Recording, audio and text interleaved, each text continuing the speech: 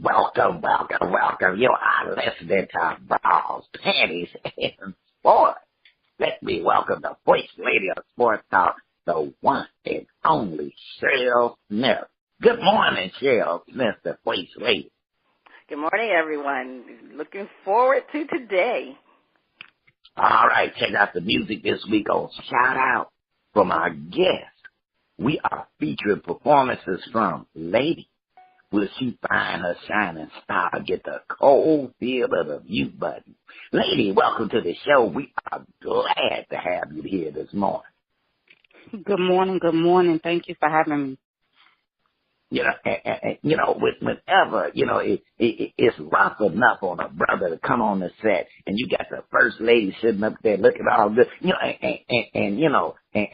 wearing that good perfume, that kind that tickle your nose, and then we got ladies stepping up in here in the studio with them shoes. I don't know where she got them shoes from, but I'm going to put it like this. Them ruby red slippers that you click twice to get home, you follow her home. Now, First Lady, we're ready. What you say?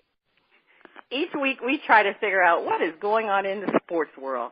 Not the plays of the week, more like the players of the week. Are they trying to tell us something? So we ask, what you saying? Fly, little birdie, fly. Time keeps on slipping into the future. Time keeps on slipping into the future. So I want to fly like an eagle to the sea. Fly like an eagle, let the spirit carry me. I want to fly right into the future. The little birdies known as Alabama and Clemson wish they could fly far, far away from having players suspended for the national championship game. Clemson has 3 players suspended for a banned performance-enhancing substance. And we are not talking about marijuana. We are talking about aspirin, something the players and the coaches are trying to figure out where it came from. Clemson is losing their starting defensive tackle, Dexter Lawrence, as well as reserve Zach Giella and Braden Galloway. Alabama suspended 3 players, including offensive guard Deontay Brown, and 2 backup players, Elliott Baker and Kendrick James. With players being suspended and players sitting out of the bowl games, are we really getting the best of the college football during bowl season and the national championship? Viola Palmer, Lauren Holtkamp, and Sarah Thomas and the Steve Miller Band are asking, what you saying? Well, first of all, aspirin is an anabolic substance. It's utilized primarily to generate muscle. To strengthen the muscle. So, we know that's a banned substance. The NCAA, they have plenty of substances on their banned list. And college players who test positive for this banned substance, guess what? They are going to be forfeiting a season of eligibility. So, unfortunately for the Clemson players, especially Lawrence and Kiella, they're going to be missing the whole season, and they're juniors, so they won't even see next year. So, as far as I'm concerned, they might as well just play for the NFL. They need to just right now put in their request to go to the NFL because they will not be playing next year. Now, of course, they're appealing it. That's what they're going to do. They're going to appeal it. But, hey, if they found that substance in them, you know that they had the substance in it, so it's going to be very hard to appeal. Now, for Alabama, the players, they tested positive for an undisclosed substance. We didn't know what the substance was that they tested for, and that happened before the Oklahoma game. So Alabama already has played without these players.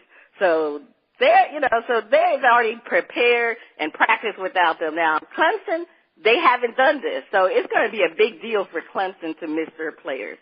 And especially Lawrence, because he's one of their best defensive players. And that was the only hope, as far as I'm concerned, as far as Clemson being able to stop Alabama. So it's going to be an issue without Lawrence. Now, you know what? Clemson, Alabama, they're playing their four consecutive years in the college football playoffs. Alabama won the first meeting in the championship, 2016. Clemson beat Alabama in 2017. And last year, Alabama won the semifinals against Clemson. And both teams, hey, they dominated their semifinal opponents this year. They both have young quarterbacks. Both teams have elite defenses. But you want to know something? This is going to be a high-scoring game as far as I'm concerned. And Clemson has always played Alabama tough, but I think Alabama is going to win this game. I mean, Nick Saban, you know, he's really the number one NCAA football coach. He is number one. He is the best, and his team is going to win. And you got the quarterback Tua. I'm not even going to try to pronounce his last name because I know I always have an issue with it. But Tua is definitely the hottest quarterback. I mean, this man had an ankle problem, and he came back against Oklahoma, and you didn't even think he had an ankle problem. They must have exaggerated that ankle problem the way he was playing. But definitely Alabama's going to win this. So let me go to Lady and see what she thinks about this situation. You know, I watched both semifinals, and Clemson was very, very dominant against Notre Dame, which were the underdogs. However, Alabama and Oklahoma was a very, very close game to where Alabama got a very slow start, and then they came on. You also have to remember Tua is playing great, but he does have that ankle injury. But their backup quarterback is their former starting quarterback, so they still have a in-depth quarterback lineup. So I'm really excited about them, but I'm going for Clemson. I have to go for the South Carolina team. I've never been able to roll with the Tide, so I'm gonna have to go with Clemson on this one. They just have a better running game that is going to be a threat, and because of that slow start with Alabama and how they start off slow and play catch up like they did to get into the playoffs when they played Georgia, I think they're going to give us another Georgia-Alabama performance when they play Clemson. Oh, so you just can't roll with the Alabama team. You said you don't roll Tide. I can roll with the Tide. You can't roll with the Tide. All right, Spitface, what do you think about this situation? I'm a lady. I do not roll with the Tide. I'm like, get 'em, Clemson, get 'em. But, First Lady, I am, one thing is that,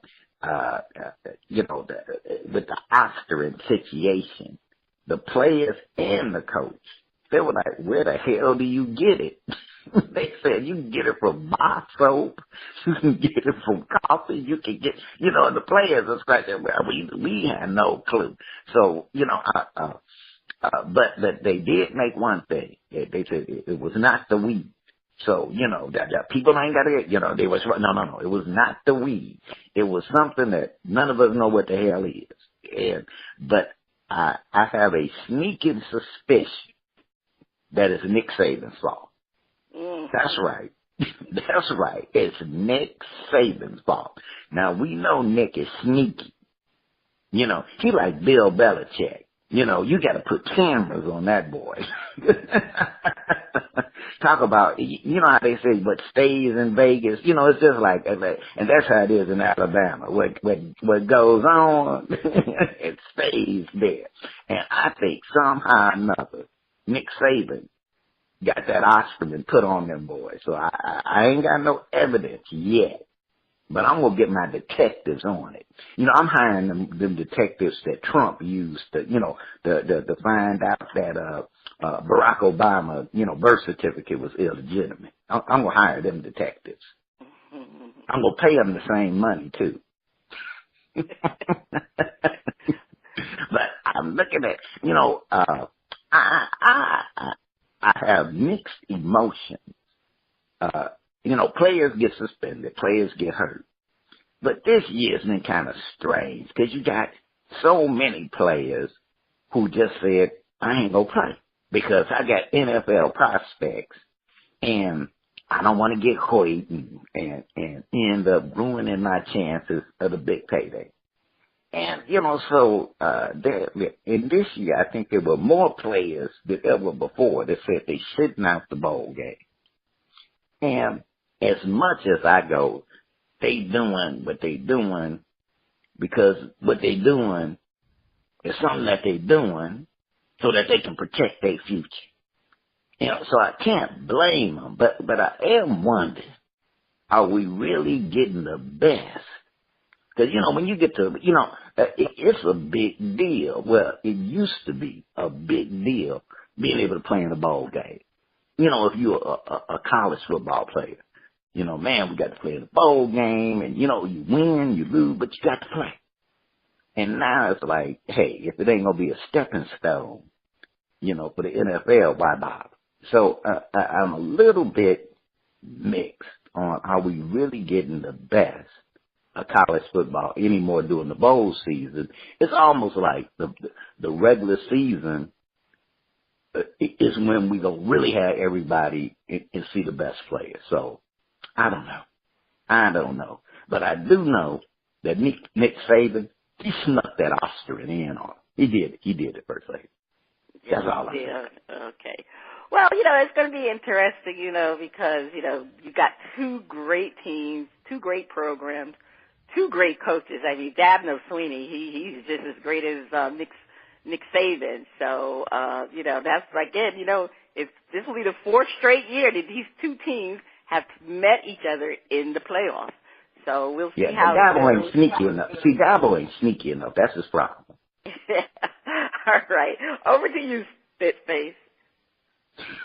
Don't call it a comeback. I've been here for years, rocking my tears and putting suckers in fear, making the tears rain down like a monsoon. Listen to the bass go boom. Explosion, overpowering, over the competition, I'm towering. Record shop when I drop these lyrics that'll make you call the cops. Don't you dare stay, you better move. Don't ever compare me to the rest that are all get sliced and diced. Competition paying the price. I'm gonna knock you out. Mama said knock you out. We are not talking about Heather McDaniel, Bernice Cheryl, and Jessica Carr. We are talking about the knockout punch. Le'Veon Bell and Antonio Brown have landed on the psyche of the Pittsburgh Steelers. Should the Steelers have given Le'Veon the contract he wants, would he have been the difference between no playoffs and perhaps going to the Super Bowl? Antonio Brown got his big contract a few years ago, but his latest antic not showing up. So signs of a player who wants to be somewhere else, perhaps hanging out with Le'Veon. Is it time for the Steelers to cut bait on Antonio? Has Coach Tomlin lost control of the team? Is it time for a new coach? Is it time for Big Ben to join the Mannings in retirement? Sonia Delacourt, Nicole Penninat, and Nellie Zanat are asking, what you saying? First Lady, I'm going to kick this over to you first. Okay. Well, you know what? In hindsight, the Steelers should have given Bell the contract, and maybe they would have made the playoff because they obviously made the playoff when he had been playing with them. But you want to know something? You can argue that the Steelers just made some bad decisions in their last several games, to be honest with you, because most of those games they should have won the game. So they probably really didn't need Bell at that time because James Conner definitely has proven that he could be a number one running back. And so, I mean, I think, Le'Veon Bell is, he's a great player because he's a receiver and he's a running back. It was just a bad situation. They didn't want to give him the money, so, he had to go. But it was how that hung over their heads the entire season about Le'Veon Bell. I think that had something to do with the morale of the team. Now, in regards to Antonio Brown, now everybody knows that wide receivers are divas. I mean, who hasn't been a wide receiver that hasn't been a diva? I mean, let's look at Terrell Owens, Chad Ochocinco. I mean, there's been so many divas as wide receivers. That's just norm. So I just think Antonio Brown is just being Antonio Brown. I just think Coach Tomlin needs to have a conversation with Antonio Brown, for them to move forward for next season. And I don't think they should cut ties with him because he has a very high salary cap hit. And, it doesn't make sense. I mean, I think it's like a difference of $1 million. Like, it's like either $22 million or $21 million if he stays with the team. If he doesn't, 22 if he doesn't stay with the team. So to be honest with you, he's more valuable than that. You just can't get rid of somebody like Antonio Brown. He has been a consistent receiver for at least 4 straight years. And they definitely need to keep him. And he didn't really cost them any victories this year because, even though Coach Brown did bench him for the last game, they won the game. But Antonio Brown, when it comes to being on the field, he's spectacular. But, like I say, he could be a little headache case. But, again, Tomlin needs to have a conversation with him. And as far as getting rid of Tomlin, I mean, no. This man is a great coach. He is a player's coach, and moving forward, he does need to have a little bit more control as far as being stern with some of these players. And first thing what he needs to be strong with, he needs to tell Big Ben to shut the hell up. That's what he needs to say to Big Ben. He needs to tell him to stop talking in the media about his players. And, you're talking about that's a brotherhood, and Big Ben is always calling them out in the media. So that's who Tomlin needs to have a real conversation with. And, next season, hey, give Big Ben another try. Big Ben is still very productive, and I just think Coach Tomlin should come back again for next season. But if they don't get it done next season, then yeah, Big Ben needs to retire, and Tomlin's seat definitely is warming up really hot if they don't do well next season. You say Coach Tomlin's seat might be a little bit toasty come next season. But let's check with our guest, Lade. What you say? You have to look at the Steelers this year. One thing that people keep omitting when they talk about Le'Veon and Antonio, they keep omitting the leading intercepted quarterback. Just happens to come out of that those bumblebee colors. Ben Roethlisberger, he leads quarterbacks with interceptions. And that's not a stat that you want to have when you're talking, blabbing to the media about your players, because you always seem to omit what you've done. And Big Ben does a lot of talking about other teammates, but he's not sitting there, spilling his stats. He shouldn't be on a great team, but you're leading the league in interceptions. So you have a diva in Antonio Brown, but you also have a great player. And the issue was he was calling Big Ben out for, things that were actually relevant. And Le'Veon, we saw this coming. He said it before they hit him with the franchise tag. Last year, he says, if you hit me again, I'm not playing. They really was like, no, we think we can talk him off the ledge. They couldn't. So, that could have cost them their season. Yeah, they had a great running back in Connor, but he didn't stay healthy. So Le'Veon not only was great, he stayed healthy. Pay the man his money, because he's going to go somewhere else, and you don't ever want somebody that great as an opponent. You always want them as a friend. So I'm not shocked at the state of the Pittsburgh Steelers. Should Tomlin be on the hot seat? No, he's the most active coach that has led his team to the playoffs each year. When you look at his tenure there, he's the longest coach, and he gets them in the playoffs every year. And every time there's an issue, we always want to talk about Tomlin. And we want to keep Big Ben. But like I said, who leads the league in interceptions? Big Ben. You don't hear that coming out of his mouth, but he'll talk about everybody else. So if we're going to shake up the team, let's start with that 6'6" quarterback, 2+ pounds. Let's go with him.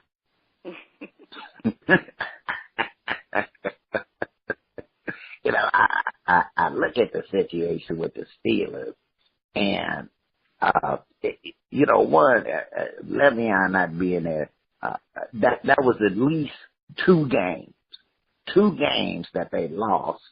Le'Veon being there, they probably would have won, and especially that game that ended in a tie, which is what really threw them off. And so that really hurt him. Antonio, how many times they got to talk to him? You know, especially when it comes to showing up, which was what the problem was. He didn't show up and had his agent call the day of the game to say he was ready. Now, you know, when you got to have your agent call your boss, you know, that's like having your mama call work with a note saying that, you know, what's that show, Welcome Back, Copper, where they had the guy with the note, you know, always have a note from his mama. So Antonio Brown got a note from his agent saying, yeah, you have to excuse me. I was a little bit, you know, I had a situation. Now let me show up and play. Now you know that mindset don't work. And I don't know what was on Antonio's mind. But you know, maybe he was doing too many Pizza Hut commercials or whatever. But that was not a good move.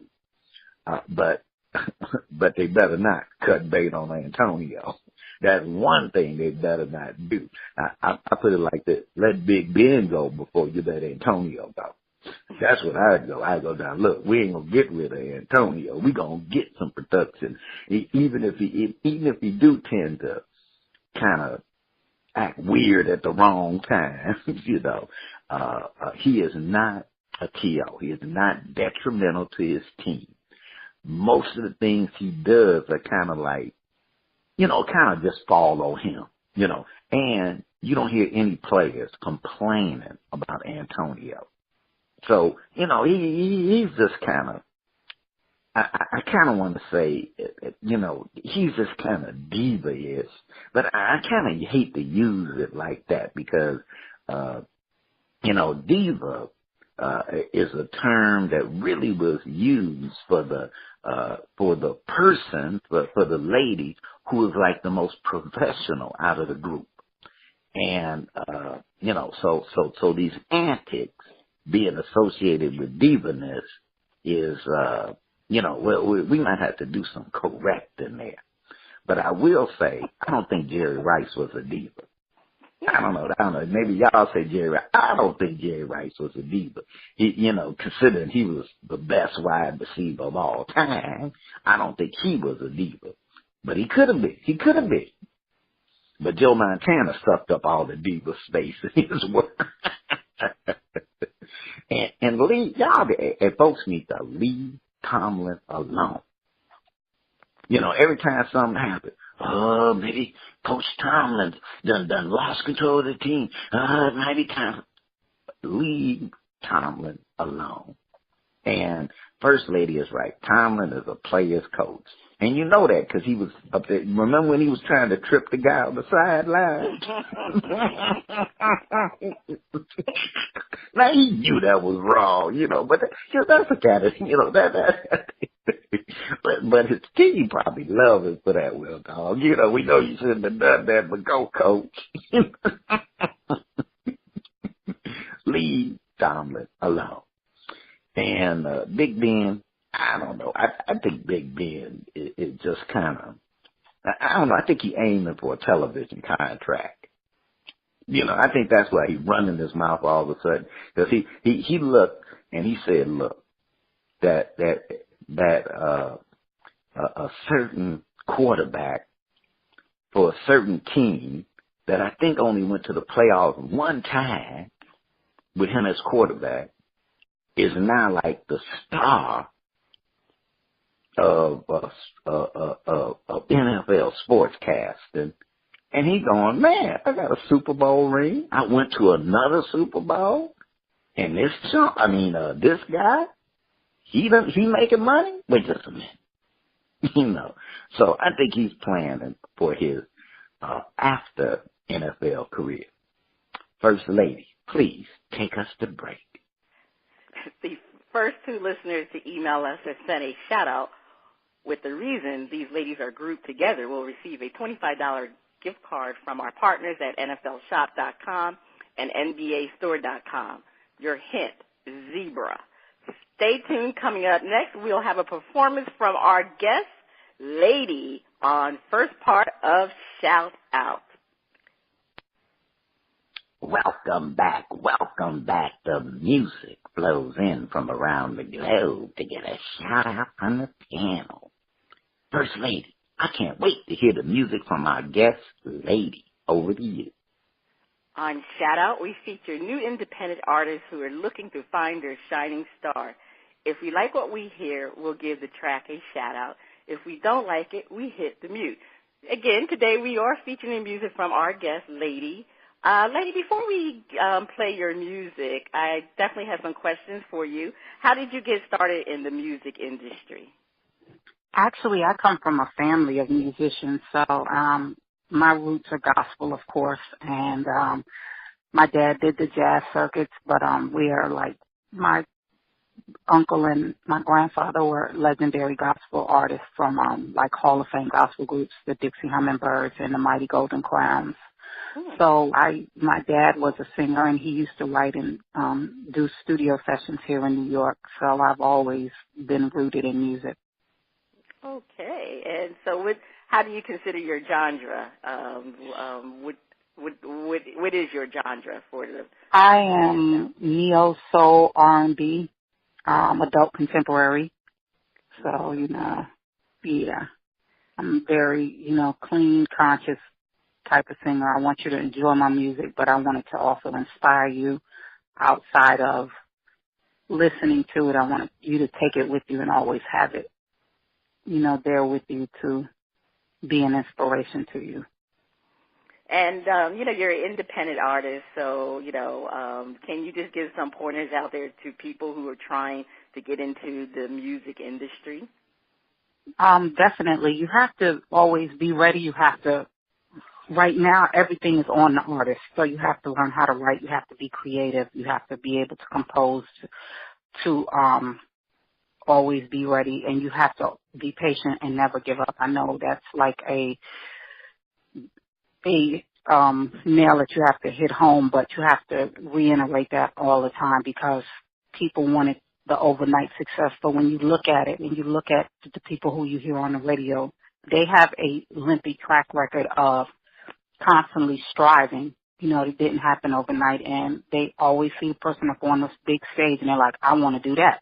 But they don't see the process that it took them. And one thing that they did was they had to keep starting over and go over here and go over there and, here and there to get to where they are now. So you have to know that it is a process, and if you stay at it and never give up and be ready when it's time, write music. If you write music, compose tracks. If you compose, just always be ready, because when they say go, that's what they mean. All right. Well, thank you for that advice. Well, let's get ready to hear your music. All right, DJ, let's.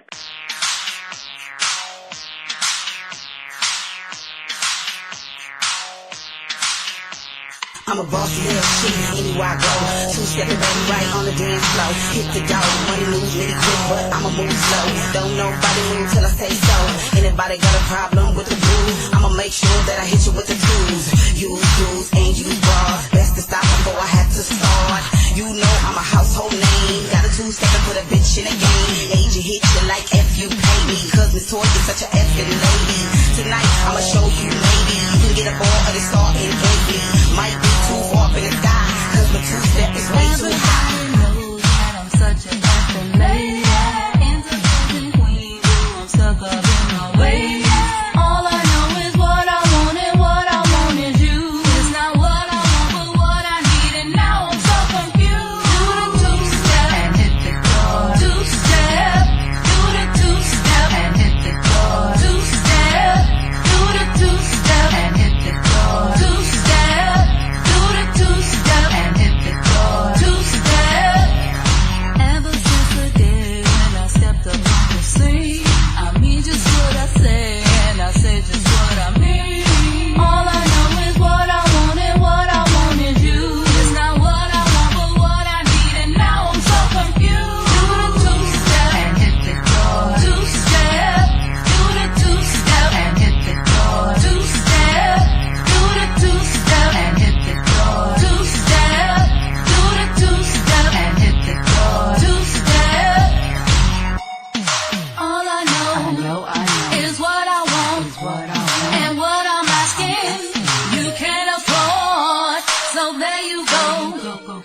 say once more.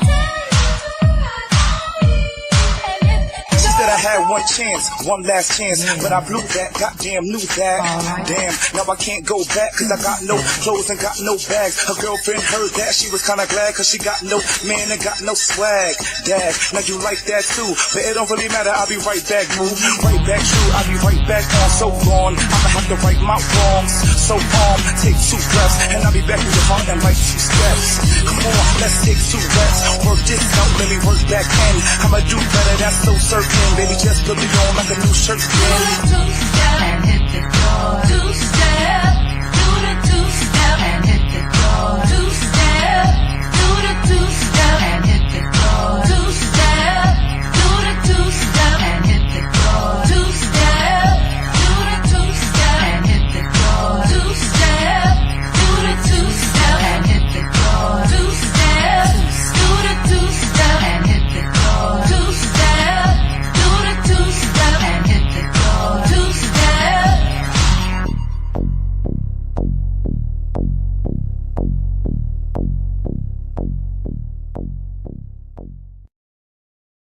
All right, hit the floor, 2-step. All right, let's go to the panel. Well, first of all, let me start off by actually saying I like the song was hot. It had a combination of, like you said, a little neo soul, but that was more of a dance song more so than neo soul, as you said, your genre was. But in the beginning, I mean, I don't know, you almost, to me, almost had like a Missy Elliott feel to you. Have you been compared to Missy Elliott a little bit? A lot, yeah, especially with that song.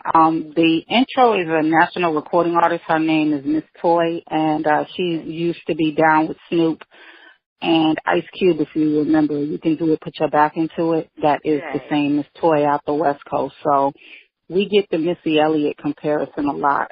My voice has been compared to T-Bars of TLC. So yeah, it has that dance track. But I'm gonna just because of the out. 2-step. Yeah, thank you. Shout it out. All right, Spitface, what'd you think about the song? You hitting the mute or you shouting it out? Well, first off, I just wanted to say that, coming from Texas, now we got the Texas 2-step, and so automatically, I'm looking for do-si-do. So I was pleasantly surprised that it was a little bit different. So but I'm shouting it out. I enjoyed the track. I'm shouting it out. Okay. All right. Well, on part 2 of Shout Out, we'll have another performance from our very, very special guest, Lade. Well, I understand that Flip It is back from vacation. So is that the sound of my favorite underwater friend? Is it time for Flip It?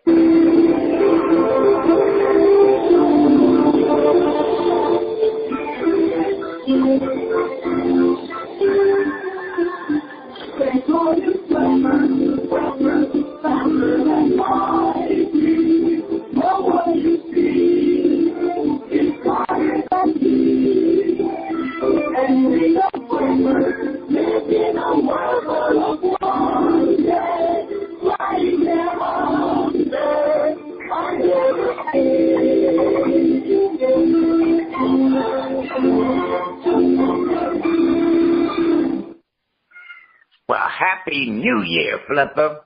And we are so glad to have Flipper back on. Flipper had been on vacation. He got him a nice little tan. I think he went and visited the Bahamas while he was off. But we got him back, and we also got we got the curious cat roaming around in the studio, so you might hear him in the background. But you know what? It's time for Flip It. That's right. Where our hosts defend a point and then flip the script and defend the opposing view. Now, lady, just so you get it on Flip It, what happens is that, there's the pro and the con. Well, you're going to argue the pro and you're going to argue the con. and we try to keep the listeners off balance with what our real view is, okay? So let's start out with the Dallas Cowboys are in the playoffs, and some folks wonder if they are pretenders or contenders. If they lose their home game against Seattle, should they be considered pretenders? More importantly, should Jason Garrett get the boot? So first, we're going to defend. If the Cowboys are one and done, they are pretenders. And it is time to break out the big Cowboy boot and kick Jason Garrett to the curb. Now, first, I just want to say that some people may think that I am a Cowboy hater. I know y'all say that. Look, y'all are nothing but a bunch of Cowboy haters. And you're right. You're right. I have no love for the Cowboys. But that does not mean that I cannot be fair and impartial. And looking at it, Jason Garrett ain't exactly done too much. But mainly what he done did is put up mediocre teams every year, and finally he gets a fantastic running back who can't keep his hands off of women's titties without permission, and he gets a quarterback that's pretty good, but I don't think he is quite Mr. Wilson good. And so he lucked up, because otherwise he was put. Now, I do say the Cowboys have a great defensive mind, but the bottom line is, if they are one and done against Seattle, they were pretenders. They were pretenders. And I put it like this. Jason should be joining Marvin out of Cincinnati on the unemployment line. That's all I'm saying. Lady, we're going to let you take a stab at it. Defend. If the Cowboys are one and done, they are pretenders. And it is time to break out the big Cowboy boot, the big one, and kick Jason Garrett to the curb. I have to agree with all the points you made, yes. If they are one and done against this Seattle team who is barely, they skid in on the last game or something. So if you can't beat our mediocre Seattle team at home, you are definitely a pretender.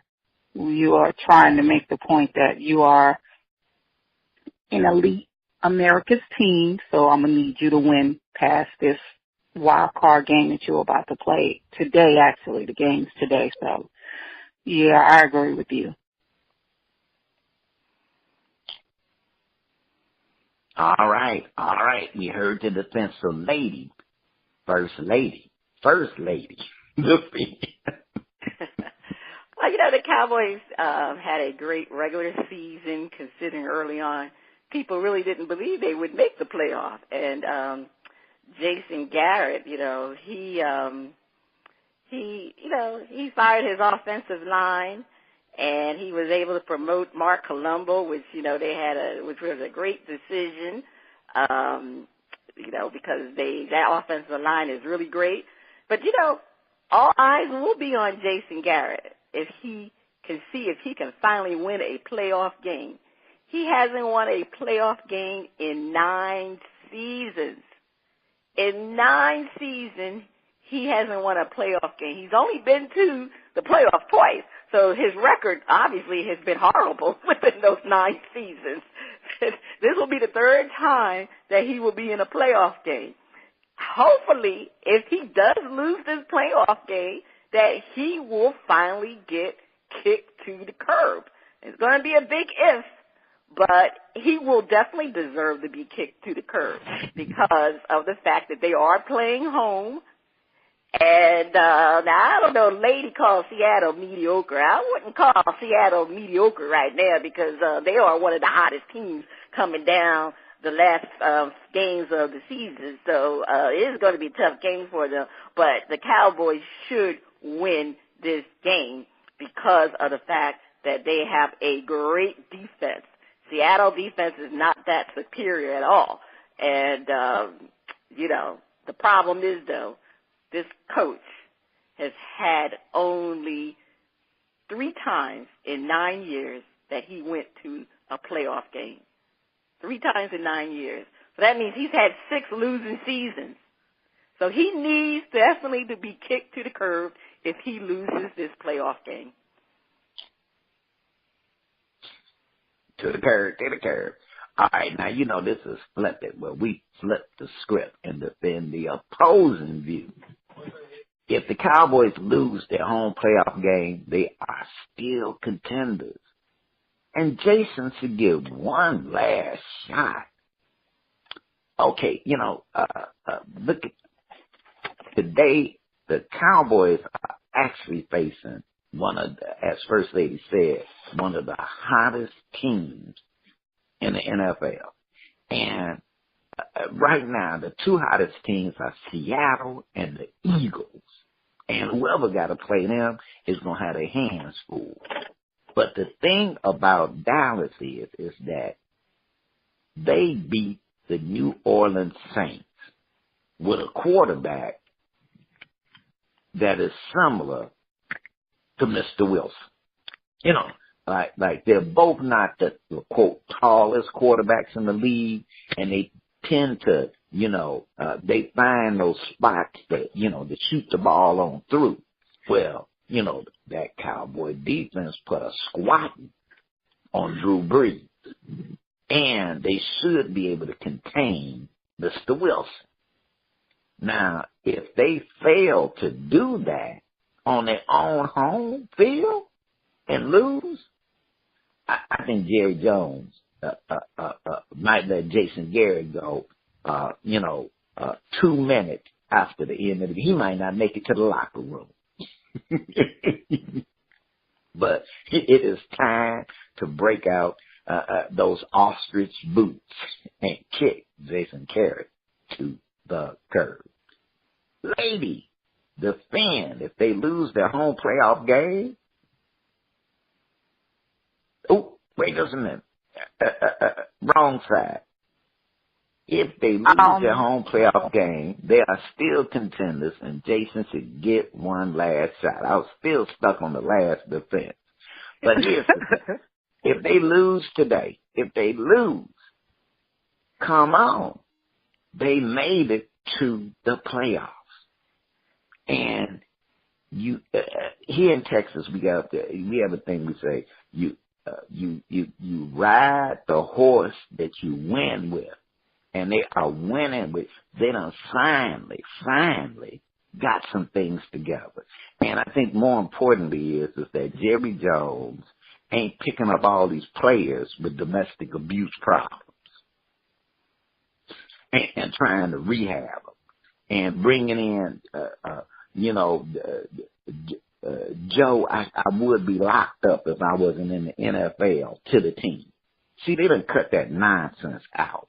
And so I think that Jason Garrett has more players to work with that actually, he ain't got to worry about bailing their ass out of jail. But he done finally kind of got a good crew in. He finally got a good running back. Finally got a good quarterback. And remember, they picked up a wide receiver during the middle of the season, and that was just his first year. So they got the makings of having the triplets again. You don't want to shake nothing up. You finally got the triplets, the wide receiver, the running back, the quarterback, and you got a defense that looks like it's going to be mean, lean, and whipping butt. It ain't time to shake up the chemistry. You got it working. If they lose, Jason should they're still contenders because they're in the NFC East, and anybody can contend in the NFC East except the Giants. And with Eli Manning, but that's a different show. So he should get one last shot if they lose. They're still contenders. Lady, defend. If they lose their whole playoff game, they are still contenders, and Jason should get one last shot. If they lose their home playoff game, they are still contenders because, like you said, they have created a winning culture finally with the trade, the quarterback, running back, and wide receiver. So they have their components. Like the First Lady said, they're going against an amazing quarterback, 2-time Super Bowl appearance, 1-time Super Bowl winner, Russell Wilson. Russell, unlike Dak, he runs the ball. At one time during the game last Sunday, he was the leading rusher before he started passing it off. So you are dealing with you've got another mindset of a winning culture, who also is coming in with a revamped team. You know, the Legion of Boom is gone with one player, so they are as revamped. So these are two teams that are trying to recreate a winning culture with new players. So I think that, yeah, he deserves one more shot, but you're dealing with a team that, you know, mid-'80s, '90s, that's all the Cowboys was doing is winning, and those are the fans that are paying to come to the game. So you'll get your one more, but after that, that's it. You know, I can't see, because you always slip into, and he always has you like with that gray cloud at the beginning, and then he finds a way to win at the end, like he did this year. At one time they were losing, and at the end they won the last 7. So I believe in the Cowboys. They have the culture within the locker room that they can win. They just have to put it out on the field. And if they lose today, I think that he should get another shot, just because you can't come in here and win a Super Bowl overnight. And that's what everybody and all the 32 NFL teams, they want. They want first year, every year, to win a Super Bowl. And in the last 10 years, it's been a different team with three teams winning, only 3 teams from the last 10. So I believe that he does deserve it, because now he has the pieces to his puzzle, and he just has to move forward with it. Hey, lady, one more shot. First lady to finish. One more shot. It will always be a shot with Jason Garrett, because look, it has really nothing to do with what's going on the field. Jason Garrett is either Jerry Jones' adopted son or his biological son from some other woman than his wife. That's what it appears. I mean, it doesn't seem to matter what Jason Garrett does. He doesn't have a timetable to win. I don't care what the score is. Jerry Jones will not get rid of Jason Garrett, because, number one, the Cowboys did make it to the playoffs this year.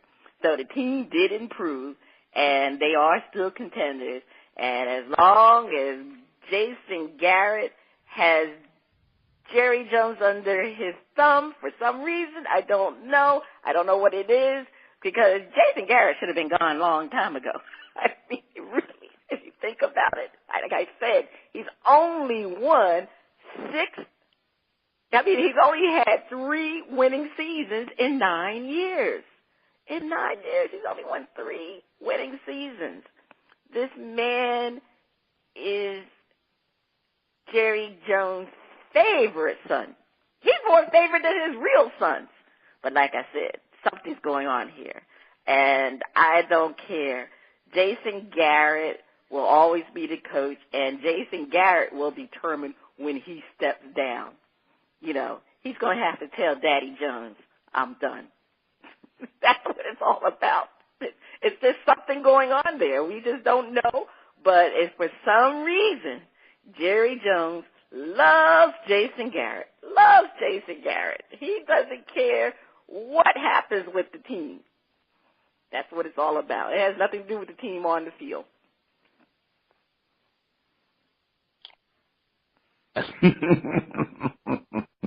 You know what? I think it's Jason's winning personality. If you can't win on the field, you better have a win somewhere. First Lady, take us to break. Stay tuned. Up next, the funnies and our favorite underwater friend on Flip It Part 2. Maybe it's his red hair. I don't know. What is it? It's something going on. Either that or Jason got a video.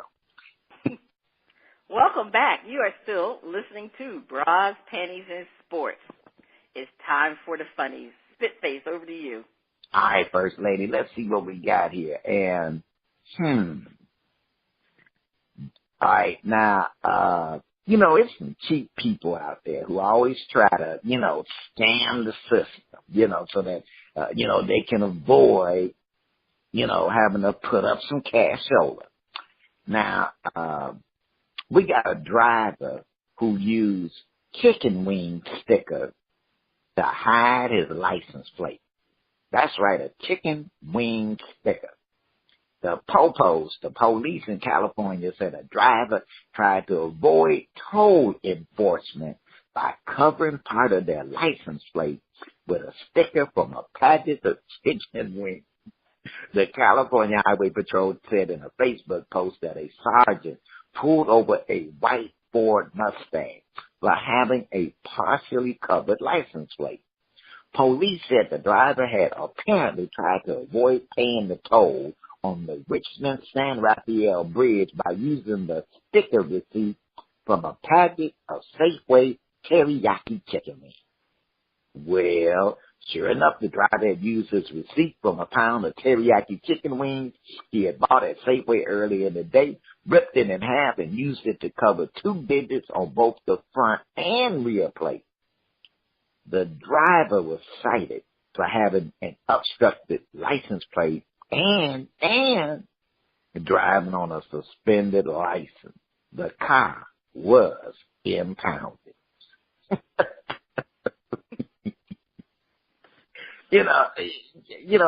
I kind of wonder, didn't you kind of think that, especially since you're driving on a suspended license, that maybe you shouldn't do something that might actually bring attention to you?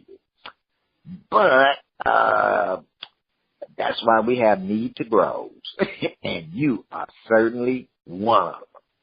And you know what? They did not put his name out there, because boy, we would like to blast it. Gosh darn, the water's splashing on you. It must be time for our favorite underwater friend. It's time for Flip It. First Lady, take it away. Black Monday in the NFL has come and gone, but it seems to many the only thing black about Black Monday was all the black coaches that got the boot. Is this simply coincidence or evidence of systemic racism in the NFL? Panel, we're going to defend.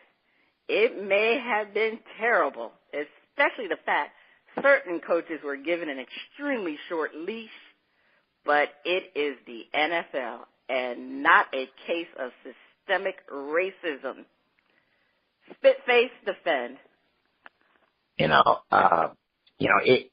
was some coaches, well, I should say a certain black coach, that the very fact that he finally got fired is an argument against systemic racism. Because a certain coach named Marvin, he was being treated like a certain coach out of Dallas, who actually, who's produced about the same results, only, Marvin made it to a few more playoff games and lost them, But, if you look at it, you go, well, wait, Marvin got about as big a break as Garrett done got with the Cowboys. And I think that this is not a matter of systemic racism as like the coaches were fired as an act of racism, more as though these owners, these teams, they got an itchy trigger finger, and they want to hurry up with something where you need some years to put in. So if you don't come in right away and have some magic results, like everybody ain't every coach isn't gonna be able to leap in there like it's Philly or with the Rams and be anointed a guru right away. Those are rare. Most of the time, you're going to have coaching turnover because the NFL wants results so quick, unless you're the Cleveland Browns, and they kind of horse around for 20 years and just have a ton of coaches. But this is not a case of systemic racism as far as coaching. Now, there is systemic racism in the NFL. There is. And because when you got majority players of one lineage but management coaching throughout the NFL doesn't represent that. That is a result of the systemic racism. But these coach firings, in and of themselves, are not a case of systemic racism. It's just the NFL, and unfortunately, it can be, a short leash when you finally get a shot. Yeah, that leash is really, really short. Lady, defend. It's not systemic racism. However, a lot of these coaches that are coming in, they have an expectation that is a little different because of their nationality. And they're playing, like you said, on the field it's one nationality, ownership is another. So they expect, well, you play with these great players that you can coach them. But what you don't understand, like one of them was given, it isn't even 12 months. He started in January and he's gone by December. So it wasn't even 12 months with the team. And most of them are inheriting a mess. We're not looking at what they have, and we're saying take what we just fired the last guy over and make it better. And we're like, well, if he didn't make it better, let me create my own mess instead of giving me somebody else's mess to clean up. But the majority of them are inheriting the mess that the owners want them to clean up. So it just happened to be all of them. It was justifiable because all the teams were bad. But like I said, some of them, you walk on a shorter leash because you have an expectation of, you played this, you play with them, so you should understand how winning goes. But then should everybody else, and you ain't paying me as much, and you giving me an inherited mess. So I just believe that, in all fairness, a lot more coaches should have left, and they are given a lot more chances. And I think that's when we get into talking about systemic racism is, how come he could stay for so long, that one in Dallas? And if it was a coach, Hugh Jackson, could Hugh last that long in Dallas? So that's where the systemic, put this coach over here where another coach is sucking and lasting, and see if they would suck and last. And I think that's where we get into the conversation of systemic racism. All right. Yeah, we're talking about that situation with these coaches. But let me just put it this way. Coaches are always on a short leash these days because, like you said, Spitface, it's about the results, and, they have to perform. And if they don't perform, they just got to go. And when you look at the black coaches that were let go, I mean, no one has been given a fair shot than Marvin Lewis. Come on now. Since he had the Bengals, he was with the team for 16 years as the coach and never won a playoff game. So, I mean, you cannot consider systemic racism when you're talking about Marvin Lewis. And you can't consider it when you're talking about Todd Bowles for the New York Jets. He was given 4 years. And with the exception of that first year, hey, he lost the last 3 years.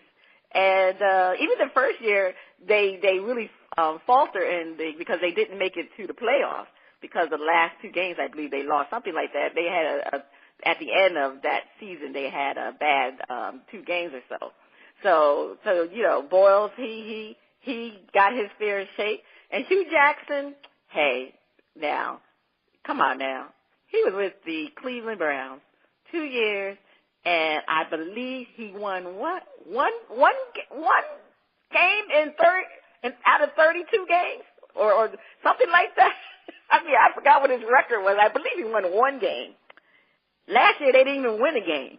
So, come on now, we can't say that that's because of systemic racism.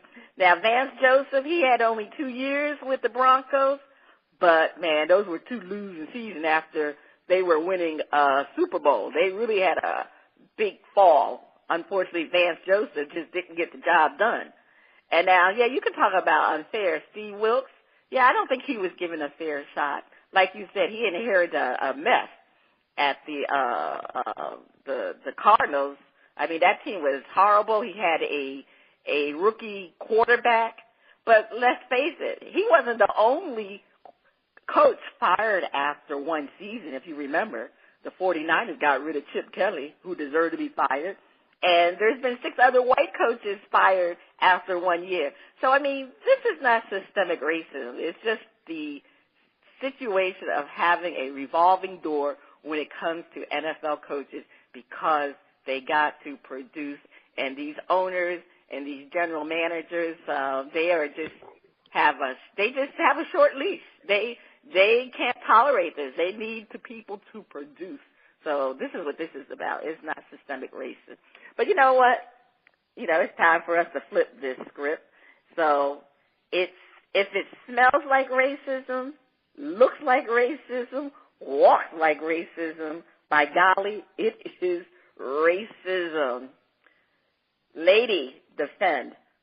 Like I said earlier, you're looking at black coaches, and you're giving them a mess that you're expecting them to clean up. And my whole thing is, why can't you give them the same opportunities that you're giving other coaches?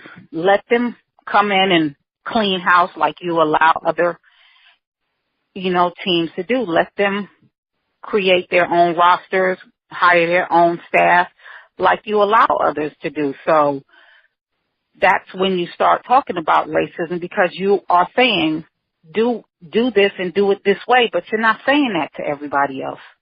So I'm still with it's racism on that part.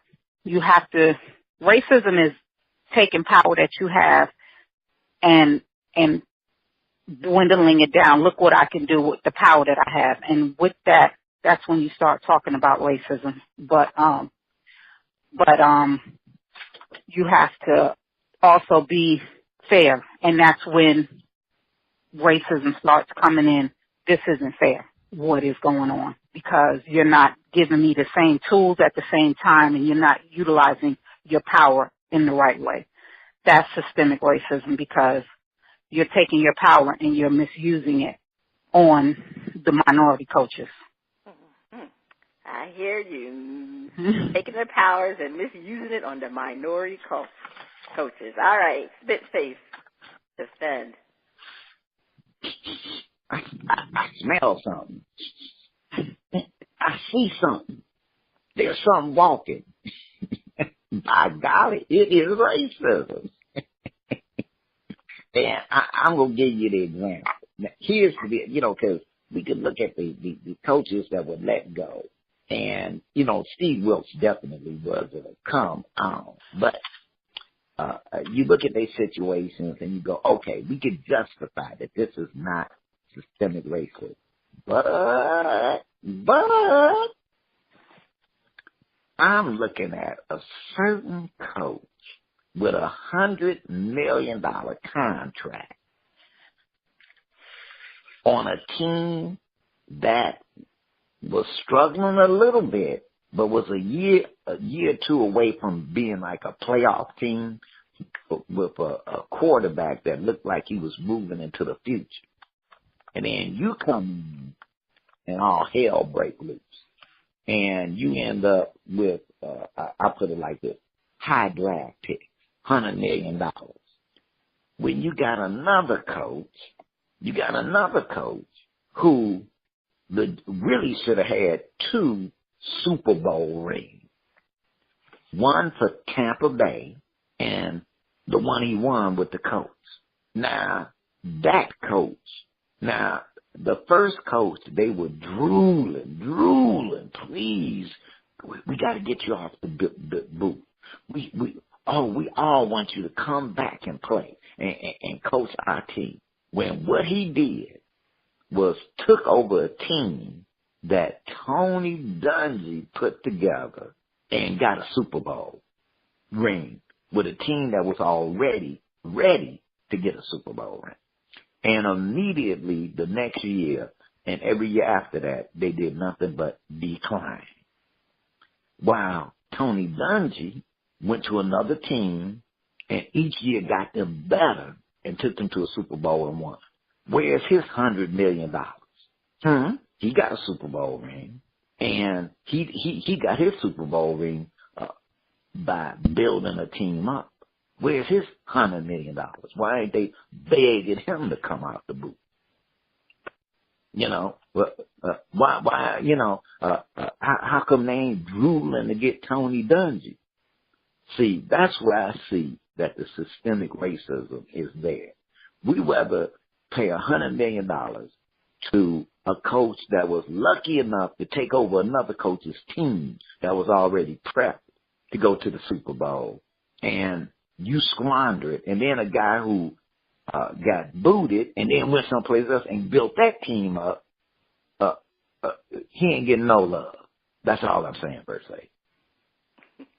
That's a lot. I hear what you're talking about. Yeah, you're right.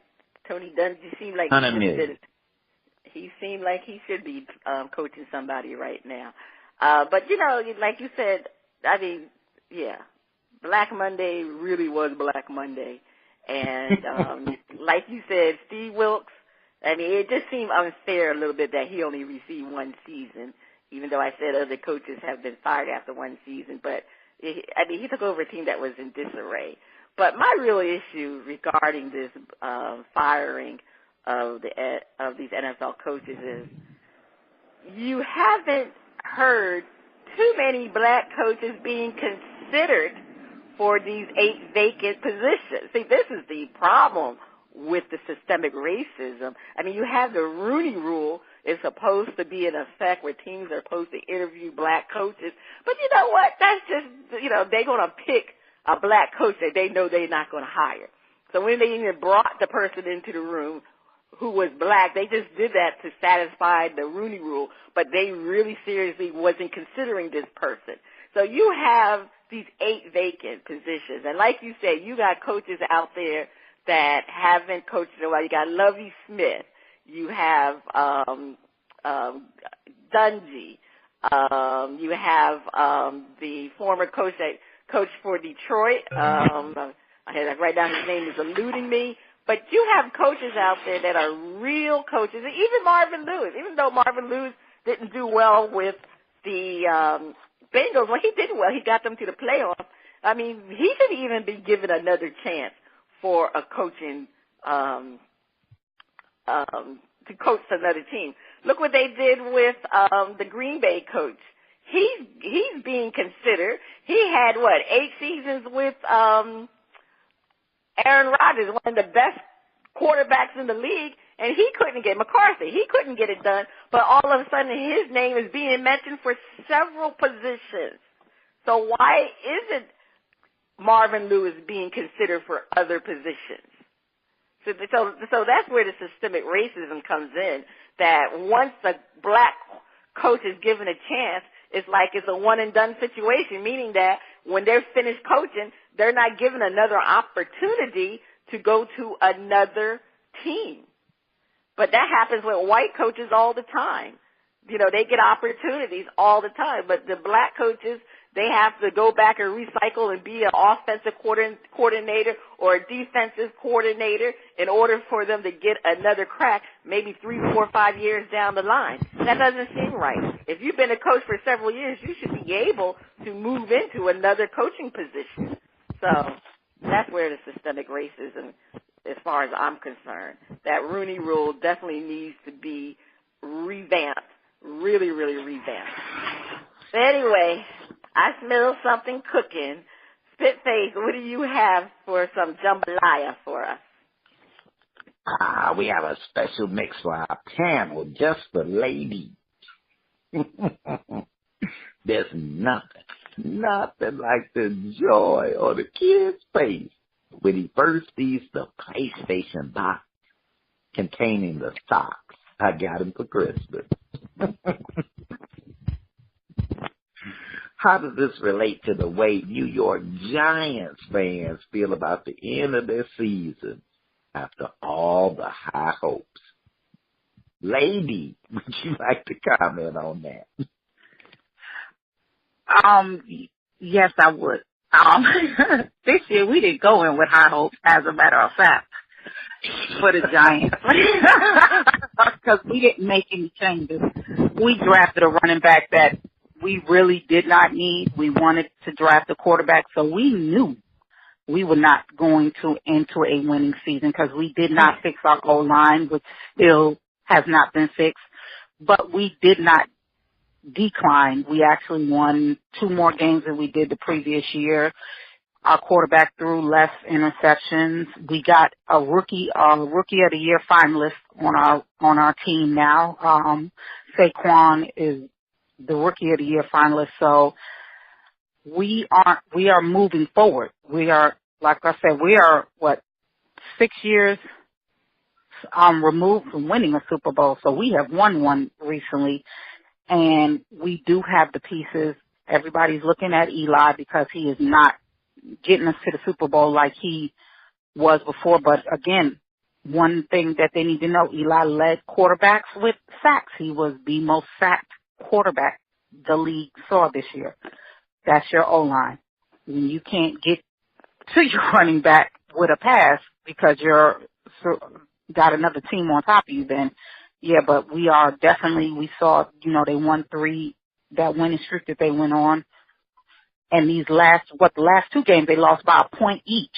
So there are a lot of bright spots going into the 2019 season, but they have to, deal with them. And the first thing can't be, all right, what are we going to do with the quarterback? You have a severe offensive line that you have to deal with. We didn't rack up sacks like we used to. So I know, there are some issues, and the only thing that they want to talk about in the off season is Eli Manning, and that shouldn't even be the first place they start. All right. And Lady is a Giants fan. Yes. First Lady. Well, how do they feel about at the end of the season? Well, you know what? At the end of the season, the Giants actually played real well. I mean, so, they really did play well at the end of the season. But the problem was, it was the beginning of the season that they were horrible. So, I mean, whether or not they anticipated to have a bad season or not, it just makes you wonder if they played the way they did at the end of the season, in the beginning of the season, maybe they could have made it to the playoffs. Really. And you're right, Eli Manning was sacked a lot of times. He looked scared behind he looked scared behind that offensive line. But they definitely came through a little bit at the end of the season. So there is still some hope for the Giants. And yeah, they got a great running back. They should have drafted a quarterback because this past season was the year to draft a quarterback because there were several of them. So I'm not sure what upcoming drafts are going to be. So whether or not they have hope. So I think, like you said, a kid's face when they first see the PlayStation box and then they get that sock. To me, that's the way they played at the end of the season because they was playing like there was a PlayStation there, and then all of a sudden at the beginning of the season, like I said, they played so lousy. So if they just flipped if they had started playing well, maybe they could have just continued on playing well. But we'll see. Odell Beckham, they got some pieces because now they got Odell Beckham, they got a running back, they got a wide receiver. They just need to get a younger quarterback. That's what needs to happen for the Giants to be back on track. And the offensive line, I think they started playing well at the end of the season, so maybe they can carry that on until next season. All right, First Lady. I was looking at it, and one of the the one thing that helps the line is a quarterback that is that is not frozen in time. Now, I like me some Eli Manning, and the main reason I like some Eli Manning is because he beat the Patriots twice. So he beat Tom Terrific and the Brady Bunch. I'm like, I gotta get a vote, give him some love. Eli ain't got it like he used to have it, and even with a great offensive line, he still be missing folks and misreading. So I just kind of think that it's time that I put it like this. A New York Giants fan, which I'd rather have had Baker Mayfield or Eli Manning. You know, which one? Baker, Eli. Baker, Eli. The Giants do need to go ahead and get a new quarterback because they got to start getting somebody ready.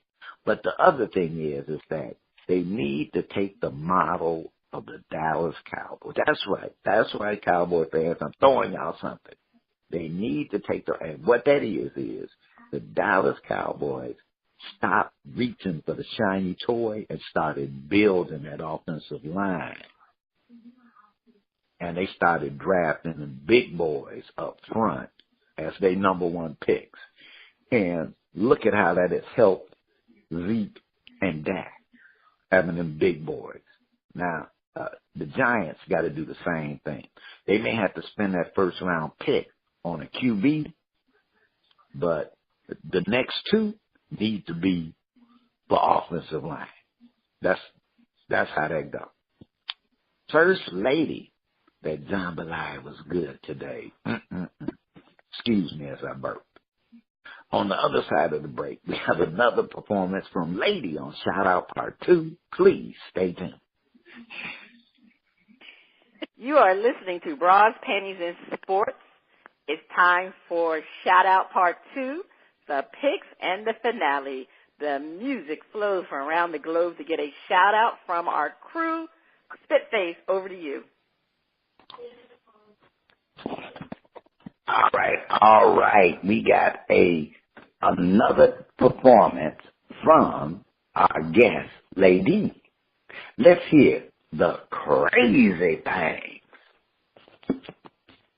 The things you do, so in love with you, you know it's true. I'm loving you. Anytime, or any place, I notice you. You're surrounding me, but you're just one I noticed too. No, I can't explain the way I feel and what you do. You know who you are. My sky shining star. Is it natural, or am I going through a phase? See this spell on me. It's got me numb for days and days. So no loving you. It's always right, it's never always much deeper than any love song. It's the crazy things you do. It's the crazy things you do. It's the crazy things you do that you do to me. It's the crazy things you do. It's the crazy things you do. You know who you are. My sky shining star. Others see you hard, but me you're gentle as a lamb. It's the things you do that stop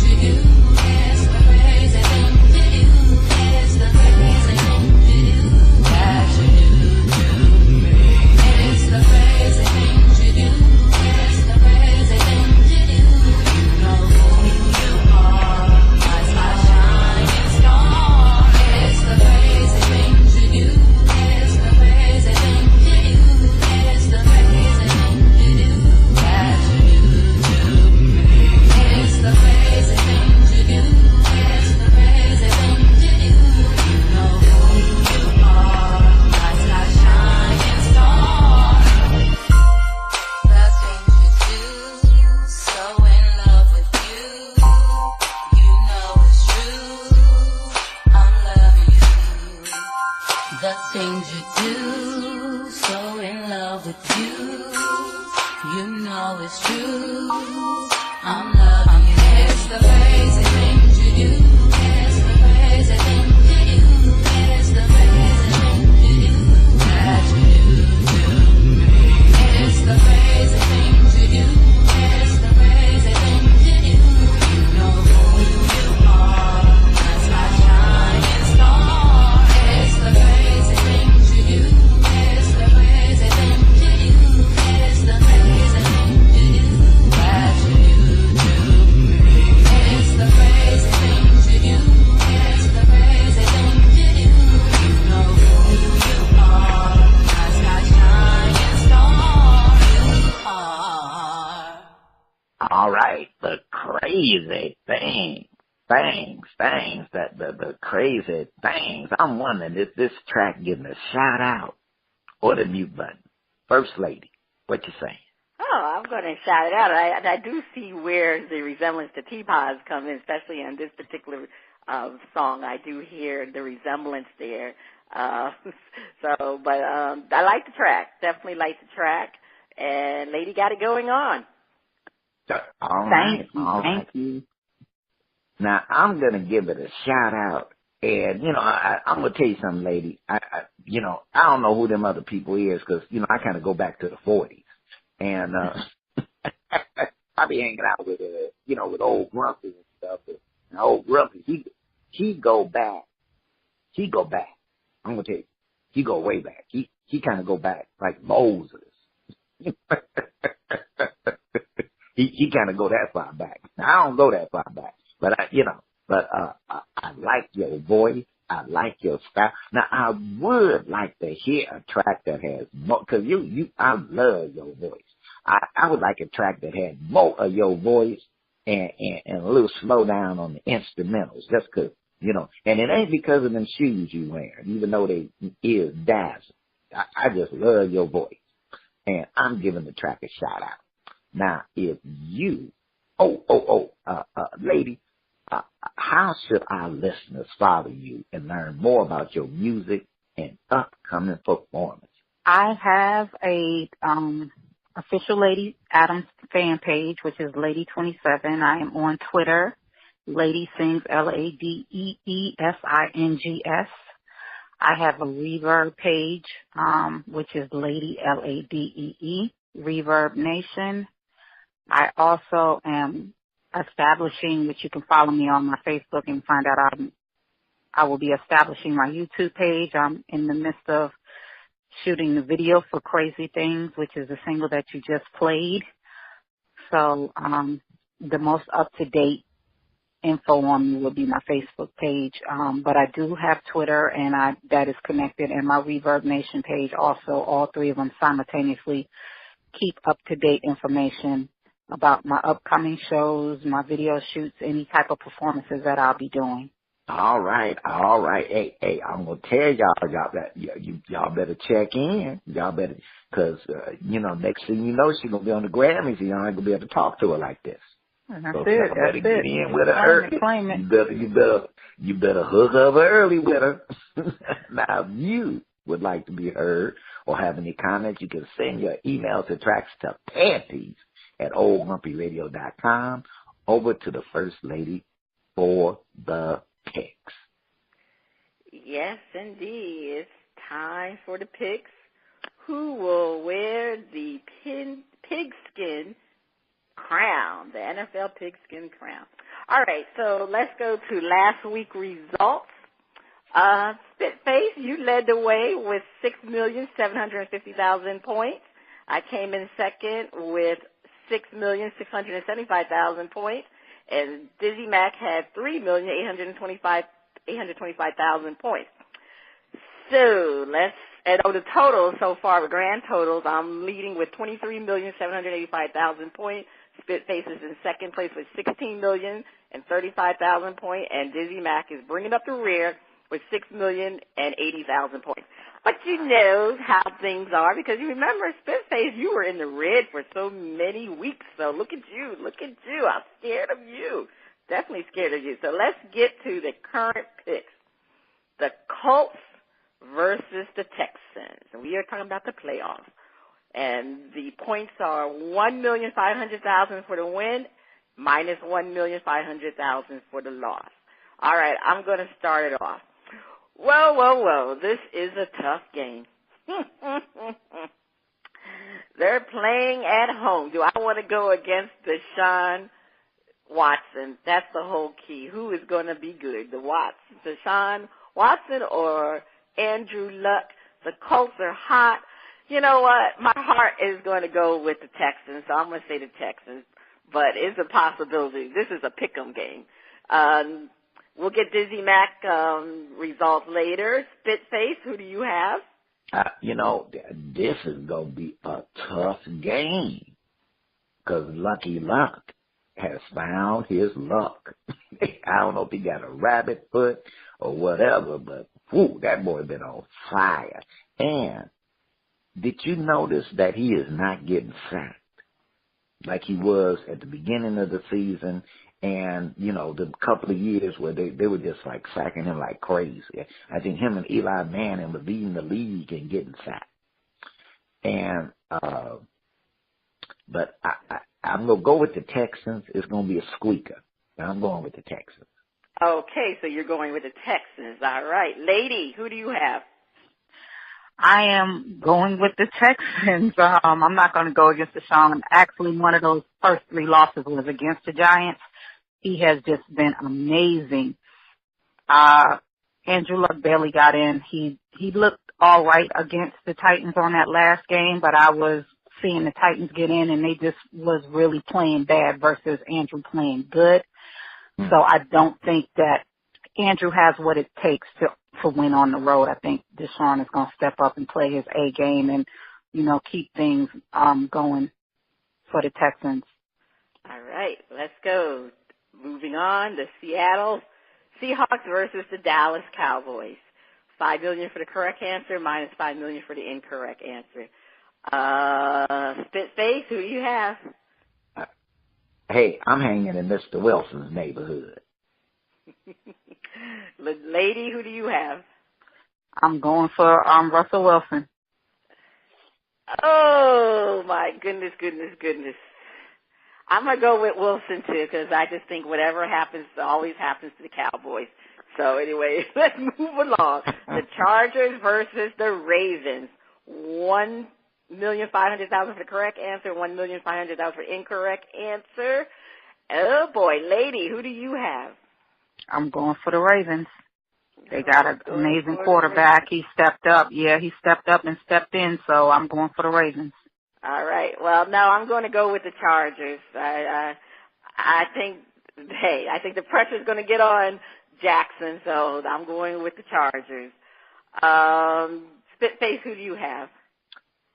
Old man Rivers.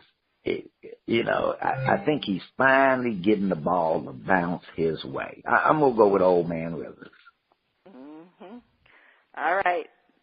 Eagles versus the Bears. $5 million for the correct answer, minus $5 million for the incorrect answer. All right. I'm going to go with the Bears. I mean, Nick Foles' magic is about to end. So, hey, this is not going to be the repeat of next year. So I'm going with the Bears. Spitface, who do you have? The Bears. Lady, who do you have? I'm going with the Bears. Foles is playing on an injured ankle or something on his body is injured. And like you said, I think the magic, like the B.B. King song said, it's really gone. So I'm going for that. I think I'm going to go with the more experienced team. I'm going with the Bears. Okay, you're going with the Bears. All right, let's get to our bonus options. The Bears, more rushing yards than Cowboys. $4 million for the correct answer, minus $8 million for the incorrect answer. All right, Spitface, who do you have? Are you taking the option? I'm passing on the option. All right, you're going to pass on this option. All right, Lady, you passing or you taking the option? I'm going to take the option. I don't see the Bears having more rushing than Elliott, so yeah. So you're going with the Cowboys. Mm-hmm. All right, well, let me see. I mean, don't they got Howard is on the Bears? Yeah. I don't know. You know what? I'm going to go with the Bears because, Jason Garrett's going to mess up with the Cowboys. He's going to try to put it in Dak's hand. And he sometimes forget about Elliott. So I'm going to go with the Bears. That's a lot of points, though, to lose. Okay. That's a whole bunch. But anyway, I'm going to go with the Bears. And, Lady, you said you got the Cowboys. And Spitface is passing. Okay, Cowboys more passing yards than the Texans. 4 million for the correct answer, minus 8 million for the incorrect answer. All right, I'm going to take the option, and I'm going to say Texans. Spitface, you taking the option? I'm taking the option, and I'm going with the Texans. All right, Lady? I'm taking the option. I'm going with the Texans. Okay, we're the Sean Watson fans here. Seattle defense, more interceptions than Ravens defense. Spitface, you taking the option? I'm taking the option, and I'm going with Seattle. Okay, you're going to take the option, go with Seattle. Lady? Nah, I can't go with Seattle on that one. I think Ravens is going to create more interceptions than Seattle is. Taking the Ravens. I agree with you, too, also. I'm going to take the Ravens on that one. All right, Eagles more rushing yards than the Chargers. Lady, are you taking the option? Nah, the Chargers are going to do that. He's a passer. He's not a rusher. So, I'm going to go with the Chargers on that one. Chargers having more rushing yards. Yeah. Okay. Spitface? I'm going to take the option. I'm going to roll with the Chargers. Okay, so I agree with you, too. I'm going to say the Eagles don't have a running back. So, so I know the fact the Chargers are going to have more rushing yards. That's an easy one. I'm surprised the producers didn't put those in there. All right, let's move along. Deshaun Watson, more passing yards than Mitch Trubisky. All right, I'm going to take this option, and I'm going to say yes. Spitface, you taking the option? I'm going to pass on the option. Okay, pass. Lady? No, he runs the ball a lot. So he doesn't pass it. He's a runner also, so I'm not gonna. Who's that? Deshaun, I'm sorry. Oh, so you're gonna say no? No. He's not gonna he's not a passer. He rushes. Okay, so you say no. He's Deshaun, who's he talking about? He knows how to pass the ball. He does know how to, but if he has to, he'll rush it. He's an amazing rusher. Okay, Lamar Jackson more rushing yards than Dak Prescott. 5 million for the correct answer, minus 2 million for the incorrect answer. I'm going to take that option. That's an easy one. That's yes.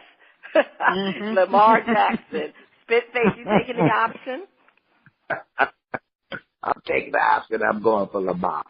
Hey, man. Now, you're talking about somebody that doesn't pass. That's Lamar Jackson. That lady, you taking the option? He runs. I'm taking the option. And your answer? Lamar is going to. Okay, Lamar, yes. Yeah. Yep. All right. And finally, Bears defense, more interceptions than Texans defense. 4 million for the correct answer, minus 5 million for the incorrect answer. I'm going to take the option, and I'm going to say yes. Spitface? I'm going to take the option and go with the Bears. Okay. Lady? I'm going to take the option and go with the Bears. All right.